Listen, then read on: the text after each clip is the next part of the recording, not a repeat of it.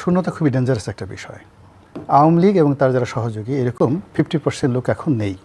তাদের এই যে শূন্যতা, তারা ভোটে নাই, প্রতিযোগিতায় নেই, ক্ষমতায় নেই, আউট অফ দ্য মার্কেট।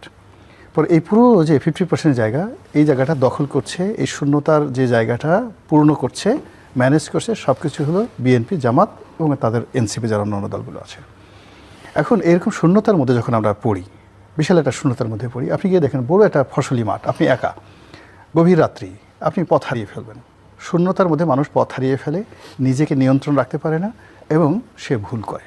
কাজে এই যে এখন যে একটা বিরাট শূন্যতা চলছে, সেই শূন্যতার মধ্যে সবাই তার যে ওজন, এই ওজন হারিয়ে ফেলেছে, সবাই তাদের পরিচয় হারিয়ে ফেলেছে এবং সবাই তাদের যে নবস, সেই নবসটা সে নিয়ন্ত্রণে রাখতে পারছে না। সে মনে করছে যে আমি এখনই পাবো, ওই জায়গাটা তো খালি আছে, ওটা আমার। এটার কারণে কি হচ্ছে, তার মধ্যে একটা ইমব্যালেন্স তৈরি হয়ে যাবে এবং এই ইমব্যালেন্স তৈরি হয়ে গেলে আকাশে যদি যেটা ব্ল্যাক হোল হয়, ব্ল্যাক হোলে যেভাবে তারকারাজি হারিয়ে যায় এবং এই পৃথিবীতে যে বারমুদা ট্রায়াঙ্গেল আছে, সেই বারমুদা ট্রায়াঙ্গেলে গেলে যেভাবে একটা মানুষের পরিস্থিতি হয়, এইরকম রাজনৈতিক, অর্থনৈতিক, সামাজিক শূন্যতার মধ্যে যা কিছু ঘটে ওই একই পরিণতি হয়। এখন বিএনপি এবং জামাত এই শূন্যতার মধ্যে ঘুরপাক খাচ্ছে, নাম্বার 1। নাম্বার 2 হলো, এরকম যখন শূন্যতা হয়, অরাজকতা হয়, তখন সেই ক্ষেত্রে রেজিমেন্টেড ফোর্স যারা শক্তিশালী, তারা যত ছোট হোক না কেন তারা সেখানে সফল হয়।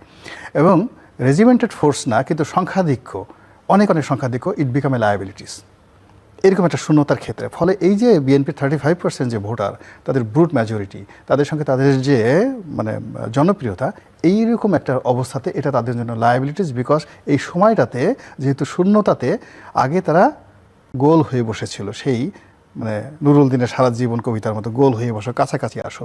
আওয়ামী লীগের চাপে তারা একত্র হয়েছিল, আর আওয়ামী লীগ যখন সরে গেছে, তারা একে অপরের সঙ্গে সম্পর্ক বিচ্ছিন্ন করে ছড়িয়ে পড়েছে টেকনাফ থেকে তেঁতুলিয়া পর্যন্ত।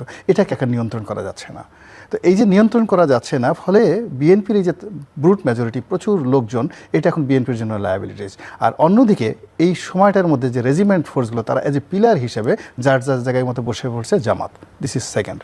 থার্ডলি হলো, প্রকৃতির যদি ইতিহাস ধরেন, আমাদের রাজনীতির ইতিহাস ধরেন, সেই রাজনীতির ইতিহাসে আমরা সবসময় দেখেছি যে যারা খুব বেশি আত্মবিশ্বাসী থাকে, খুব বেশি আশাবাদী থাকে, স্বপন বিলাসী থাকে এবং নিজেদের জয়ের ব্যাপারে শতভাগ নিশ্চিত থাকে, ইতিহাস সাক্ষী প্রায় সব ক্ষেত্রে তারা গোহারা হেরেছে।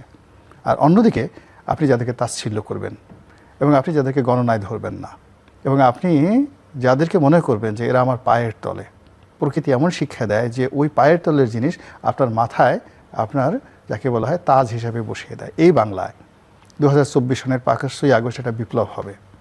হাসনাত, সার্জিস, যে সমস্ত ছেলেরা, কিংবা ধরেন ওই এখন ঢাকা বিশ্ববিদ্যালয়ের ভিপি হয়েছে সাদিক কায়ুম, এরা ছাত্রলীগের পঞ্চম টায়ার, পঞ্চম সারিরও কোনো কর্মী ছিলেন না। ছাত্রলীগ নামধারী এই সমস্ত নেতাকর্মী, তাদের হাতে আওয়ামী লীগের পতন হবে। শেখ হাসিনাকে এদের দাপটে পালিয়ে যেতে হবে এবং গত 17টি মাস এদের কাছে মির্জা আব্বাস, সালাউদ্দিন সাহেব থেকে বড় বড় যারা নেতা আছেন, এদের দাপটে, এদের ভয়ে, এদের কাছে নতজানু হয়ে 17টি মাস মানে মাথা নোয়াতে নোয়াতে, শেখ হাসিনার কাছে যতটা মাথা না নোয়েছেন তার চেয়ে বেশি এদেরকে তোয়াজ তদবির করে চলতে হয়েছে গত 17 মাসে। এইরকম অবস্থাকে আমরা কখনো কল্পনা করেছি? তো সেই দিক থেকে যারা বিএনপির লোকজন মনে করেন এই জামাতকে বাংলাদেশে আমরা প্রতিষ্ঠিত করেছি, এই জামাত আমরা না হলে রাজনীতি করতে পারতো না, আমরা তাকে মন্ত্রী বানিয়েছি, এমপি বানিয়েছি, এই জিনিসগুলো জামাত কগনিজেন্সে নিয়েছে। নিয়ে তারা যে তলে তলে যে কাজগুলো করছে, আপনি দেখেন একদিকে জান্নাতের টিকিট, একদিকে জান্নাতের প্রলোভন, অন্যদিকে তাদের সাংগঠনিক ক্ষমতা, অন্যদিকে 15 লক্ষ ভোটকে তারা টার্গেট করেছে। সেই 15 লক্ষ ভোটকে তারা রিসাফেল করেছে। কুড়িগ্রামে যেখানে দরকার কুড়িগ্রামে ট্রান্সফার করেছে, কুড়িগ্রাম থেকে যে ভোটটা ঢাকা 17 আনা দরকার সেটা নিয়েছে, যেটা বগুড়া নেওয়া দরকার যেখানে নিচ্ছে, যেখানে তারা সাতকানি নেওয়া দরকার সেখানে নিয়েছে, চট্টগ্রামে নেওয়া দরকার। এইভাবে নিয়ে 15 লক্ষ ভোট যদি 10,000 থেকে শুরু করে কোনো কোনো জায়গায় 5,000, তারা যদি 150টা সিটে এই ইঞ্জিনিয়ারিংটা তারা করতে পারে, আই ডোন্ট নো তারা পারবে কিনা। যদি 150টা করতে পারে, আজিবাজিভাবে বলছেন, এটা তো ভেরি ইজি, তারা আলটিমেটলি দে হ্যাভ ডান। তারা এখন যে কাজটা করে ফেলেছে, তারা যেমন এখন আপনি তো বললেন যে ব্যালট পেপার পাঠাই দিচ্ছে, সন্তান তো জন্ম হয়ে গেছে, এখন এটা বৈধ অবৈধ বলার কি সময় আছে কিনা, এখন থেকে বাঁচিয়ে রাখতে হবে। এখন ব্যালট পেপার ছাপা হয়ে গেছে, বিদেশে চলে গেছে, সিল মারা হয়ে গেছে, আর বিএনপি যারা লোকজন আসছে তারা সবাই মাত্র আঙ্গুল চুষা শুরু করেছে যে লেটস, মানে আমাদের এখন থাম যেটা আছে, বুড়ো আঙ্গুলটা আমরা চুষি। এই সময় কীভাবে চুষি? আমরা কি একটু নির্বাচন কমিশনের অভিযোগ দিয়েছি, ছাত্র দলের কয়েকটা পোলাপান পাঠিয়ে ওখানে একটু হই হুল্লোড় করি, তারা করতেছে, আর অন্যদিকে তারা সিল মারতেছে সুন্দর করে সব কিছু। এখন তারা এই নির্বাচনের যদি আপনি 10টা অপশন ধরেন, দ্য ইঞ্জিনিয়ারিং, তারপরে নির্বাচনে ভোট কেন্দ্রে উপস্থিত হবে, ভোটাররা ভোট দেবে, ফলাফল ম্যানিপুলেশন করবে, এবং এখানে একটা সাজানো নির্বাচন হবে। যে আপনি কোনো ভায়োলেন্স দেখেন, মানে অস্থিরতা নির্বাচনের আগে বা নির্বাচনের মূল ব্যাপার হলো এখানে ইঞ্জিনিয়ার একটা শান্তিপূর্ণ নির্বাচনে এটা মানে এখানে যদি ধরুন একটা নির্বাচনে তো সবসময় ভায়োলেন্সের একটা আশঙ্কা থাকে। সেই 72 থেকে এখন পর্যন্ত সব নির্বাচনে ভায়োলেন্স হয়েছে কম বেশি, কিন্তু এবারের যে ভায়োলেন্সটা, সেই ভায়োলেন্সটা অপরিকল্পিত হবে না। আপনি বলছেন অনেক পরিকল্পিত হবে, ওয়েল ডিজাইন হবে। অন্যবার যে সকল ভায়োলেন্স, সেই ভায়োলেন্সের জন্য অস্ত্র রিজার্ভ থাকতো না।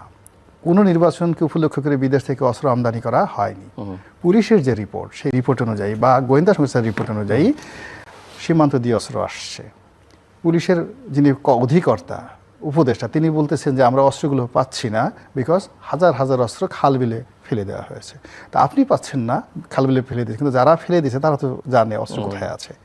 তো এই যে থ্রেডগুলো আছে, আপনি এগুলো তো বাদ দিতে পারেন না। ফলে এবারের যেখানে তারা সন্ত্রাস, তারা তো সন্ত্রাস ঢাকা শহরে করবে না। সন্ত্রাস যদি কেউ করতে চায় প্ল্যান অনুযায়ী, বেশি না, ওই যে উনি যেটা বললেন, মানে 100টা সারা বাংলাদেশে যদি একটা নির্বাচনী এলাকাতে 500 ভোট কেন্দ্র থাকে, 500 ভোট কেন্দ্রে যদি আপনি 5টা করে বুথ থাকে, তাহলে 2500 বুথ আছে, মানে 500 আর না 10টা করে বুথ থাকে ধরুন অ্যাভারেজে, তা 5000 আপনার বুথ থাকবে। আচ্ছা, প্রত্যেকটা বুথের মধ্যে একটা করে আলাদা সেন্টার থাকবে, আলাদা গন্ডগোল হওয়ার সুযোগ থাকবে প্রত্যেকটা বুথে। এবং একটা বুথের মধ্যে যদি 2টো এজেন্ট মারামারি করে, ওখানে যে মানে পোলিং অফিসার থাকবে তার সাথে সে যে মারামারি করলো, ওই কেন্দ্রে ভোট বন্ধ হয়ে যাবে। আপনি কয়টাকে করবেন? তো তারা যদি এইভাবে একটা নির্বাচনী কেন্দ্রে যদি 5000 এইভাবে বুথ থাকে, তাহলে 300 নির্বাচনী এলাকায় কত হাজার বুথ আছে? সেই বুথগুলোর মধ্যে তারা সব দরকার নাই, তারা 2000 টার্গেট করলো যে আমরা এই 2000 বুথে এই জায়গাতে যেখানে আমাদের শক্তি আছে, সামর্থ্য আছে, গন্ডগোল করে আমরা এখানে সেফ এক্সিট নিতে পারবো। এই গেল বুথের মধ্যে। এরপরে আপনি আসেন সেন্টারে। সেন্টারের বাইরে ওই যে ভোট কেন্দ্রের জন্য জামাতের একটা অফিস থাকবে, বিএনপির একটা অফিস থাকবে, এনসিপির একটা অফিস থাকবে, কত প্রত্যেক থাকবে। ওখানে ধরেন তারা টার্গেট করলো যে আমরা সারা বাংলাদেশে ধরেন 500 সেন্টার আছে, 500 সেন্টারের মধ্যে 3-5-1500, মানে 15000 সেন্টার আছে। তো 15000 সেন্টারের মধ্যে আমি বেশি না 100 সেন্টারে গন্ডগোল করবো, জাস্ট 100 সেন্টারে গন্ডগোল করবো। প্ল্যান অনুযায়ী আপনি কী করবেন? What can you do? এরপরে 100 সেন্টারের সাথে গন্ডগোল করে আমি টোটাল জিনিসগুলো নিয়ন্ত্রণের বাইরে নিয়ে যাব মাত্র 20 থেকে 25টা সেন্টারে। 20-25টা সেন্টারে আমি কাজগুলো করব। দেখুন এই যে কাজগুলো আপনি এটা ধরে নেন যে এইগুলো হতে পারে, ধরেন একেবারে হলো না, হতে পারে, তো এটা যখন হবে এটার জন্য আপনার প্রস্তুতি কী? এই প্রস্তুতিটা তো আমি সরকারের পক্ষ থেকে কাউকে দেখছি না। বিএনপির যারা লোকজন, তারা যেভাবে ফেসবুক নিয়ে ব্যস্ত, যেভাবে তারা যাকে বলা হয় ইউটিউব নিয়ে ব্যস্ত, যেভাবে তারা জনাব তারেক রহমান সাহেবকে মহামানব বানাতে ব্যস্ত, জিয়াউর রহমান সাহেবের পরিবারের একটা লিগেসি তৈরি করতে এই সময়টাতে ব্যস্ত, তো এই ব্যস্ততার সঙ্গে কন্টেম্পোরারি নির্বাচন সংক্রান্ত যে ঝুঁকিগুলো রয়েছে সেইগুলোর যে অ্যাকশন প্ল্যান, সেই অ্যাকশন প্ল্যান তো আমি দেখছি না। হঠাৎ করে যেখানে ধরেন গত 17 মাসে মানে যমুনাতে জামাতের প্রভাব, রাস্তাঘাটে পথে ঘাটে ব্যবসা বাণিজ্যে সব জায়গাতে জামাতের লোকজন, রাষ্ট্রদূত থেকে শুরু করে সবাই জামাতের আমিরের দরবারিকে হাজির দিয়ে যাচ্ছে। অল অন এ সাডেন সমস্ত স্রোতগুলো সব যে তারেক রহমান কেন্দ্রিক হচ্ছে, আপনার কাছে মনে হচ্ছে এগুলো সব স্বাভাবিক? আমার কাছে স্বাভাবিক মনে হচ্ছে না। এমনও তো হতে পারে যে স্রোতটা ডাইভার্ট করে ওদিকে দেওয়া হয়েছে, you busy with that thing, তুমি তোমার এই কাজে ব্যস্ত থাকো, আমরা অন্য কাজে ব্যস্ত থাকি।